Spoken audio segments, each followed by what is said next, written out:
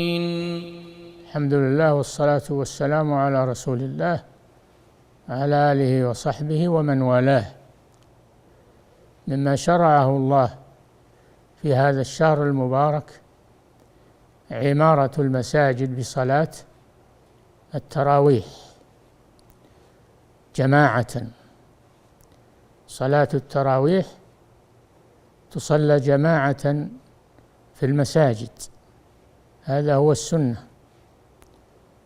وإن صلاها في بيته فلا بأس، ولكن صلاتها في المساجد أفضل وأتم وأحسن، فهو شهر عمارة المساجد.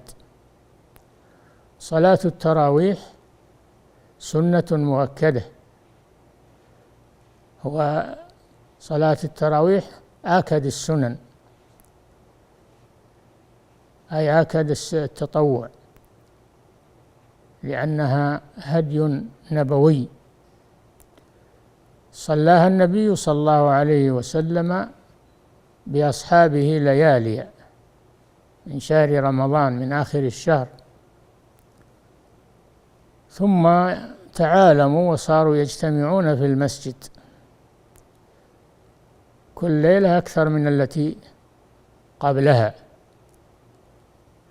صلاها بهم 3 ليالي أو 4 ليالي، ثم اجتمعوا في المسجد حتى كثروا، فلم يخرج إليهم صلى الله عليه وسلم في الليلة الرابعة أو الثالثة، لم يخرج إليهم صلى الله عليه وسلم. ثم إنه بين لهم لما صلى بهم الفجر، قال: أما إنه لم يخفى علي مكانكم البارحة، غير أني خشيت أن تفرض عليكم فتعجزوا عنها، فتخلف عنهم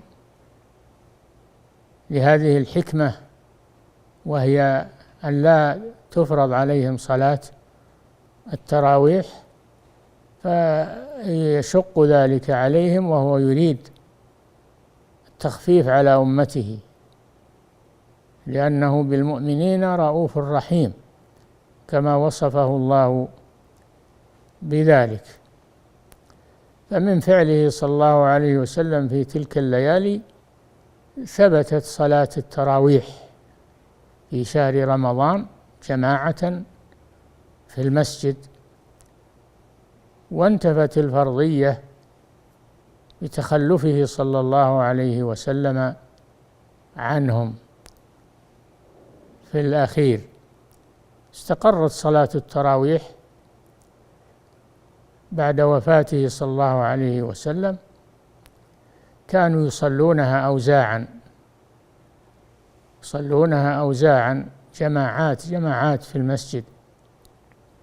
فجاء عمر رضي الله عنه في خلافته فقال: لو جمعت هؤلاء على قارئ واحد، فجمعهم على أبي بن كعب رضي الله عنه يؤمهم، لأنه أبي هو أقرأ الصحابة لكتاب الله عز وجل، فجمعهم عليه وصلى بهم في عهد عمر رضي الله عنه، بعد أن كانوا يصلون أوزاعا. قال رضي الله عنه: نعمة البدعة هذه، هي بدعة صلاة التراويح، لأن الرسول صلى الله عليه وسلم ما كان يفعلها على هذا الشكل، فسماها بدعة من ناحية اللغة لا من ناحية الدين، فهي ليست بدعة، وإنما من ناحية اللغة. والبدعة هي الشيء المبتدع الحسن، الذي مثل قوله تعالى: بديع السماوات والأرض، أي موجدهما من غير مثال سابق. فالتراويح بدعة حسنة. وبقيت صلاة التراويح من ذلك العهد تفعل في المساجد في شهر رمضان خاصة. والله تعالى أعلم، وصلى الله وسلم على نبينا محمد.